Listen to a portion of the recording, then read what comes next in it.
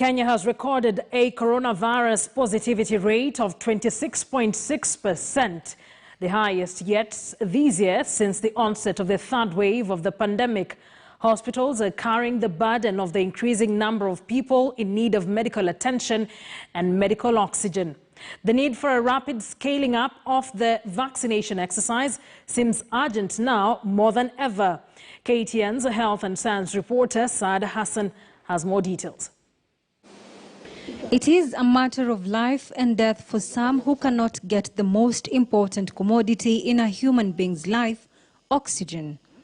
We are appealing to anybody who is holding oxygen cylinders to immediately return them so that the companies can be able to use them to supply oxygen to our hospitals.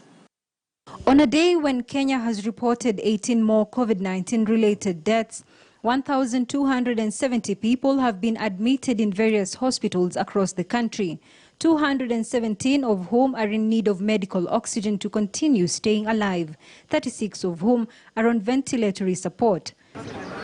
In order to fight the virus, many Kenyans turned up in health facilities to get the COVID vaccine, which had recorded a slow uptick in the first week. 9 a.m. outside the National Spinal Injury Referral Hospital, and traffic had built up with cars parked across the street. Inside, the queue was quite long, and by that 9 a.m., the facility had run out of the vaccine doses. Mbagathi Hospital also had long queues, a number of elderly people turning up after the government revised the vaccination priority list to include those over 58 years of age. At Kenyatta National Hospital, Dr. Dan Kanyakuri says that the number of health workers who have turned up this week is impressive. The first week we were vaccinating around 200 clients a day. As of last week on Friday, we had actually reached 800 clients in a day. In Uasin Gishu and Mombasa counties, the elderly made their way to the vaccination centers, with some not amused by the lengthy process. Sisi tulikuja saa 12, wakaanza kuleta fomu na fomu ikapeano, lakini kwa sababu ya hii ukabila na mambo ya kujuana, ilileta ikaruka namba 1 ikaenda namba 17, unaikuta huko ndani. Miaka tuko nayo sasa ni miaka ya mtu kuwa na magonjwa hapa na pale. Kwa hivyo hiyo ni lazima tudungwe.